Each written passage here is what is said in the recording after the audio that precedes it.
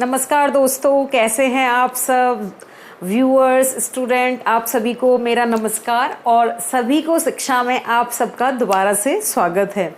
I hope आप सबकी पढ़ाई अच्छी चल रही होगी, आप तैयारी अच्छी कर रहे होंगे और आप अपना और अपने छोटे और अपने बड़ों का भी ध्यान रख रहे होंगे। हम बात करते हैं आज की पढ़ाई की और आज की स्टडी की कि आज हमको क्या करना है।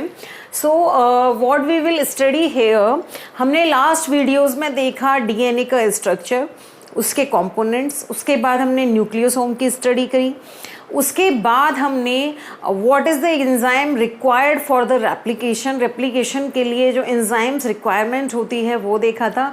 आज हम जितनी भी प्रिपरेशन करी है 3 वीडियोस में, उसका हम पूरा सारांश देखेंगे, रेप्लिकेशन पूरा प्रोसेस देखेंगे। अब मैंने यहाँ पे थोड़ा समझाने की कोशिश की है कि बैक्टीरिया में रेप्लिकेशन कैसे होगा, जैसे कि उसमें सिंगल ऑरिजिन होता है, वहाँ से सेपरेट हो जाता है।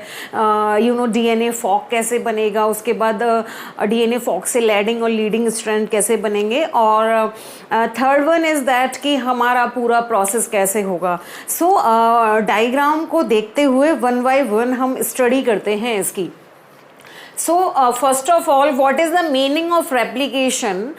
Meaning of replication is that when DNA produce another DNA, जब एक DNA से दूसरा DNA बनता है उसको बोला जाता है replication, अपने जैसा replicate करने वाला। This process is called replication.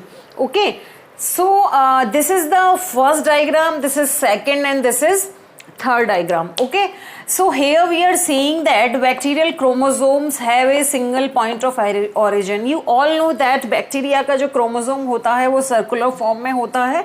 ये हमारा normal एक DNA है। What we are seeing in this diagram कि यहाँ पे एक origin of replication बना हुआ है, ये जो structure है। जो बैक्टीरिया होता है उसमें क्या होता है, 1 ऑरिजिन ऑफ रेप्लिकेशन होता है, जिसे बोला जाता है ORI।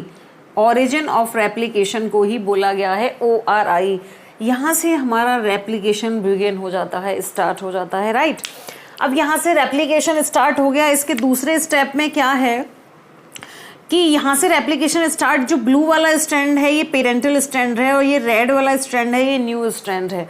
ओके, तो यहाँ पे ये दूसरा डीएनए बन जाता है। तो ये बैक्टीरिया का एक सिंपल मैकेनिज्म है, ऑरिजिन ऑफ रेप्लिकेशन होगा, दूसरा स्ट्रैंड बन जाएगा। That is very simple, but this phenomena जैसा ये दिख रहा है उतना सिंपल नहीं है। एक्चुअली इसमें क्या होता है, इसमें होता है एक डीएनए फॉक का फॉर्मेशन होता है। इसे हम क्या बोलेंगे, डीएनए फॉक। सबको फॉक जैसा दिखाई दे रहा है। इसके 2 स्ट्रैंड होंगे, 5 prime to 3 prime, 3 prime to 5 prime. मैंने बताया था कि जब डीएनए सेपरेट होता है तो यहाँ से ये खुलना शुरू हो जाता है। ओके, ये खुलना शुरू हो गया। हमने बताया था आरएनए प्राइमेज जो होते हैं वो स्टार्ट कर देते हैं छोटे छोटे फ्रेगमेंट्स बनाना। तो यहाँ पे आरएनए प्राइमेज ने छोटे छोटे फ्रेगमेंट्स बनाए। ये आप देखेंगे कि इसके इस डायरेक्शन में छोटे छोटे 3 फ्रेगमेंट्स बने हुए हैं, 3 से ज़्यादा भी हो सकते हैं, और इस डायरेक्शन में केवल 1 फ्रेगमेंट बना हुआ है। तो जिस पेरेंट डीएनए के स्ट्रैंड पे स्मॉल फ्रेगमेंट्स बनते हैं उनको बोला जाता है लैगिंग स्ट्रैंड्स। उसको क्या बोलते हैं हम, lagging strands. Small too much RNA primer fragment जो बाद में पॉलीमरेज उनको ऑलिगोन्यूक्लियोटाइड में चेंज कर देता है।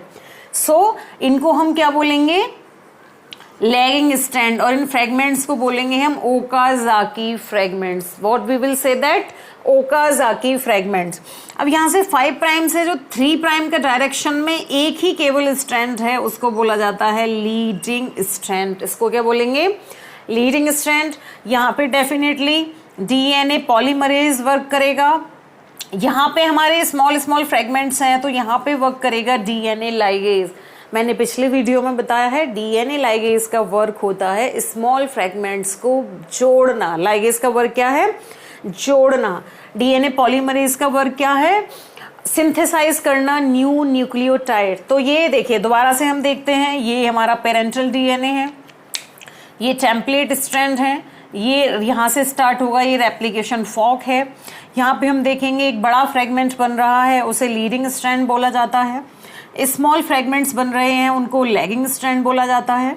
अगर पेरेंटल फ्रेगमेंट 5 प्राइम से 3 प्राइम शुरू हो रहा है तो उसके अपोजिट डायरेक्शन में हमारा न्यू स्ट्रैंड बनेगा, like same like here 3 prime to 5 prime, यहाँ पे 5 प्राइम से हमारे फ्रेगमेंट्स क्या होंगे, स्टार्ट होंगे। यही इस फॉक में बताया गया है। इन दोनों डायग्राम का एक्सप्लेनेशन इधर है, देखते हैं। Opening of strand by helicase, यहाँ पे जो ओपनिंग हो रही है स्ट्रैंड की वो किससे होगी, हेलिकेज। लास्ट क्लास में बताया था हेलिकेज का वर्क क्या होता है, ब्रेक करना। जो बेसिस होते हैं अमाइनो एसिड्स के बीच में, उनमें जो हाइड्रोजन बॉन्ड होता है उसको हेलिकेज ब्रेक कर देता है। यू नो दैट ना, कि ये जो डीएनए है उसके हाइड्रोजन बॉन्ड को हेलिकेज क्या करेगा, ब्रेक कर देगा। ओके, जब ये ब्रेक कर देगा तो यहाँ पे न्यू स्ट्रैंड्स बनेंगे। Break the hydrogen bonds, helicase ने क्या किया, हाइड्रोजन बॉन्ड्स को ब्रेक कर दिया। रेप्लिकेशन फॉक इज फॉर्म्ड, तो यहाँ पे जब ब्रेक कर देगा तो क्या बनेगा, लाइक हम इस स्ट्रक्चर को और इसको यहाँ पे देख रहे हैं।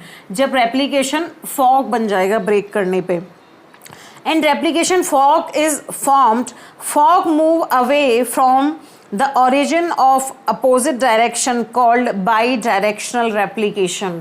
हमेशा fork में opposite direction में movement होगा नई स्ट्रैंड का। ओके, और इस प्रोसेस को बोला जाता है by directional replication. Opposite direction में मूव करेगा, इसीलिए इसको बोला जाता है एक स्ट्रैंड इधर से मूव कर रहा है, दूसरा स्ट्रैंड इधर से मूव कर रहा है। तो this process is known as bidirectional replication. I hope this is understand by you and that. अब हम इस डायग्राम को देखते हैं, that is very very much important. What we are saying here, this is 3 prime strand, this is 5 prime strand, this is parental DNA. Okay, ये इनके amino acids है, इनके बीच में बॉन्ड है, ये पेरेंटल डीएनए है। अब यहाँ पे हेलिकेज ने वर्क किया तो ये जो पूरा स्ट्रैंड है ये क्या हो गया, ब्रेक हो गया। सबसे पहले वर्क करेगा टोपोआइसोमरेज। टोपोआइसोमरेज यहाँ पे नॉट बना लेगा, पिछले क्लास में भी बताया है, जहां भी फॉक बनेगा वहां पे नॉटिंग बनाने का कार्य कौन करता है, दैट इज टोपोआइसोमरेज। उसके बाद हम यहाँ पे 2 एंजाइम्स देख रहे हैं, that is primase and helicase. हमेशा याद रखेंगे डीएनए पॉलीमरेज कभी भी रेप्लिकेशन स्टार्ट नहीं करता है। DNA polymerase never start replication, always primase start replication. First of all, topoisomerase bind and make knot. Second, helicase unwind the hydrogen bonds and strand.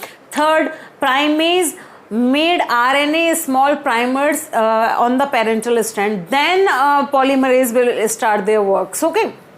तो primase ने यहाँ पे वर्क किया, हेलिकेज ने हाइड्रोजन बॉन्ड्स को तोड़ा, प्राइमेज ने एक स्ट्रैंड पे छोटे छोटे स्ट्रैंड बनाना शुरू किया। देख रहे हैं ना, यहाँ पे आरएनए प्राइमर बना हुआ है। ये आरएनए प्राइमर मैं रिपीट करती हूँ, प्राइमर का वर्क है स्मॉल आरएनए प्राइमर बनाता है, प्राइमेज का वर्क होता है। ये जो प्राइमर होते हैं ये 10 से 12 बेस पेयर के होते हैं लगभग। ओके, और जब ये छोटे छोटे जिस स्ट्रैंड पे बना रहा है, अभी मैंने फॉक में बताया है, इसको बोला जाता है लैगिंग स्ट्रैंड। इसको हम क्या बोलेंगे, लैगिंग स्ट्रैंड। अब आप ये सोचेंगे कि इन छोटे स्ट्रैंड को बड़े न्यूक्लियोटाइड में कैसे चेंज किया जाता है। यहाँ पे आता है डीएनए पॉलीमरेज फर्स्ट, जो इस आरएनए प्राइमर को डिसॉल्व करके अपना एक पूरा डीएनए स्ट्रैंड बना लेता है। ठीक है, तो ये सारे आरएनए प्राइमर डिसॉल्व हो जाते हैं, फाइनली एक बड़ा स्ट्रैंड बन जाता है। अब हम इधर देखते हैं, हेलिकेज ने ब्रेक किया, यहाँ पर पॉलीमरेज आया, यहाँ पे केवल एक स्मॉल एक ही केवल प्राइमर बनता है। उसके बाद डीएनए पॉलीमरेज आता है और एक बड़ा सा स्ट्रैंड बनाता है जिसे बोला जाता है लीडिंग स्ट्रैंड।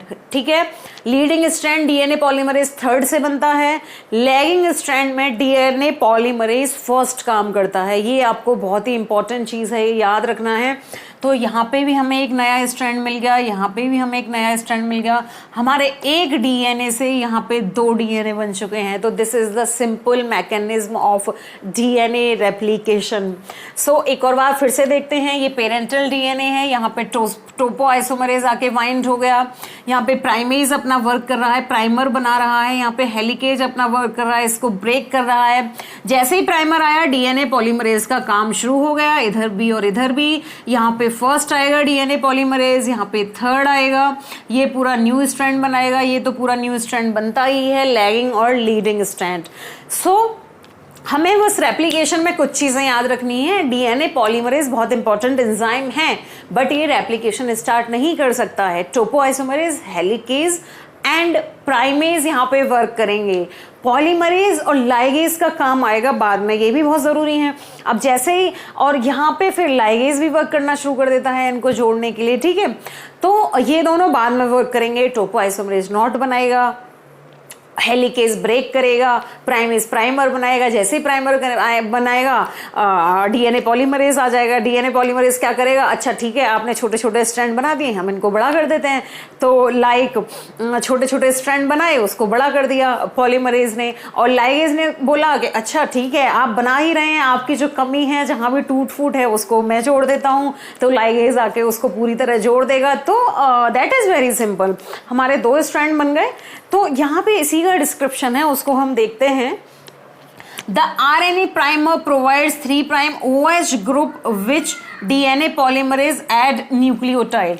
इसमें RNA प्राइमर क्या करेगा, 3' OH ग्रुप प्रोवाइड करेगा डीएनए पॉलीमरेज को, जिससे कि वो न्यूक्लियोटाइड बनाए। यही तो बताया था मैंने कि प्राइमर एक स्ट्रैंड देता, आरएनए प्राइमेज जो होता है वो प्राइमर देता है डीएनए पॉलीमरेज को कि लो मैंने आपके लिए शुरुआत कर दी, अब अंत आप करो इस कहानी का। तो डीएनए पॉलीमरेज यही करेगा, उसको जस्ट जो प्रतिभाशाली बच्चे होते हैं उनको थोड़ा सा ही प्लेटफॉर्म दिया जाए वो बहुत अच्छा कर लेते हैं, वैसे ही पॉलीमरेज का काम है, वो प्राइमर से पूरा न्यूक्लियोटाइड बनाता है, right. Third, DNA polymerase third elongate the polynucleotide strand by catalyzing the formation of phosphodiester bond। यहाँ पे polymerase थर्ड क्या करेगा, पॉलीन्यूक्लियोटाइड स्ट्रैंड बनाएगा, कौन सा बॉन्ड बना के, फॉस्फोडाइएस्टर बॉन्ड। इन दोनों के बीच में पॉलीमरेज थर्ड फॉस्फोडाइएस्टर बॉन्ड बनाएगा और एक पूरा ही न्यूक्लियोटाइड बन जाता है, right. So in this process one strand is synthesized continuously called leading strand। मैंने बताया था ना, जो स्ट्रैंड कंटिन्यूअस वे में बनेगा उसको क्या बोलेंगे, लीडिंग स्ट्रैंड। लेकिन एग्जाम में तो लिखना है तो रिटन वर्क भी होना चाहिए। Another synthesized discontinuously called lagging strand। जो छोटे छोटे फ्रेगमेंट्स बनते हैं जो डिसकंटिन्यूअस होते हैं उसको बोला जाता है lagging strand. Okay, so leading strand had only 1 RNA primer. जो लीडिंग स्ट्रैंड होता है जिसमें एक बड़ा सा पॉलीन्यूक्लियोटाइड चेन बनता है, उसमें केवल एक ही प्राइमर होता है, right. Okay, lagging strand had multiple RNA primer. तो यहाँ पे जो लैगिंग स्ट्रैंड है वहां पे मल्टीपल आरएनए प्राइमर हैं, जबकि लैगिंग स्ट्रैंड में एक ही आरएनए प्राइमर होता है। DNA polymerase first convert these fragments into the complementary DNA nucleotides। तो ये जो हमारे ओकाज़ाकी फ्रेगमेंट्स हैं जो कि स्मॉल स्मॉल बन रहे हैं, यहाँ पर भी जो स्मॉल स्मॉल बन रहे हैं, इनको डीएनए पॉलीमरेज फर्स्ट कन्वर्ट करता है किसमें, complementary DNA nucleotide. Everything is clear now, कोई प्रॉब्लम नहीं है। डीएनए रेप्लिकेशन के लिए कुछ चाहिए ही नहीं, एंजाइम्स चाहिए, आपको डीएनए का पता होना चाहिए, एंजाइम्स चाहिए, ओरिजिन चाहिए और सारा प्रोसेस स्मूथली हो जाएगा। दोबारा से रिपीट करते हैं चीजों को। बैक्टीरिया में केवल सिंगल ओरिजिन होता है, हेलिकेज एंजाइम इसको ब्रेक करता है, 2 स्ट्रैंड बन जाते हैं, फॉक के फॉर्म में बनते हैं। फॉक में हमेशा बाई डायरेक्शनल रहेगा, एक स्ट्रैंड इधर से बनेगा, एक स्ट्रैंड इधर से बनेगा। जो कंटिन्यूअस बनेगा उसे लीडिंग स्ट्रैंड बोलेंगे, जो डिसकंटिन्यूअस बनेगा उसे लैगिंग स्ट्रैंड बोलेंगे, और इन फ्रेगमेंट्स को बोलेंगे ओकाज़ाकी फ्रेगमेंट्स। ओके, एंड टूट फूट मरम्मत के लिए लाइगेज है, ब्रेक करने के लिए हेलिकेज है, स्टार्ट करने के लिए प्राइमेज है, बढ़ाने के लिए पॉलीमरेज है। बस simple, it is very simple. हाँ, सो राइट, ये 2 स्ट्रैंड हैं, यहाँ पे नॉट बनाने के लिए टोपोआइसोमरेज है, वो तो रोकेगा ही वरना पूरा डीएनए खुल जाएगा। स्टार्ट करने के लिए प्राइमेज है, उसने प्राइमर बना दिया, इधर भी और उधर भी। ऊपर बनाए छोटे वाले जिनसे लैगिंग स्ट्रैंड बोलेंगे, छोटे और बहुत सारे बनाए, एक जगह वन ही बनाया जिससे हमारा लीडिंग स्ट्रैंड बनेगा। अब आरएनए प्राइमर बन गया, हेलिकेज ने इसको ब्रेक कर दिया, अब पॉलीमरेज आ जाएगा। पॉलीमरेज आके फर्स्ट आके यहाँ पे आरएनए प्राइमर जो लैगिंग स्ट्रैंड है उनको इंक्रीज करेगा। पॉलीमरेज थर्ड आके लीडिंग स्ट्रैंड को इंक्रीज करेगा। हेलिकेज आएगा, इनको जोड़ देगा। फाइनली हमारे पास 2 स्ट्रैंड बन जाएंगे। So what I am saying that you can take screenshot यहाँ first. So viewers, learners, student and सभी दोस्तों को मैं ये कहना चाहूँगी कि जो हमें चीज़ें टफ लगती हैं वो इतनी टफ होती नहीं है। आई होप आप इस कॉन्सेप्ट को बहुत ही क्लियर माइंड से पढ़ेंगे और इस वीडियो को लाइक, शेयर और सब्सक्राइब ज़रूर करेंगे। और आप सभी के बेहतर फ्यूचर के लिए अभी से शुभकामनाएं। और इस वीडियो को लाइक, शेयर, सब्सक्राइब कीजिए। ये एक पहल है मतलब इस anthropology NEET student and biology students को थोड़ा प्रमोट करने के लिए, क्योंकि इस तरह के जो टॉपिक होते हैं वो टफ लगते हैं, लेकिन एक बार जब वो कॉन्सेप्ट दिमाग में बैठ जाता है तो ये बिल्कुल भी टफ नहीं लगते हैं। तो आप सभी को मेरा जो फर्स्ट वीडियो है उसमें भी बहुत सारे व्यूज़ हैं और सब्सक्राइबर भी बढ़ते जा रहे हैं। इस सब के लिए डेफिनेटली आप सबका ही सहयोग की बहुत ज़्यादा आवश्यकता है। So thank you so much. मिलते हैं नेक्स्ट वीडियो में। Thank you so much.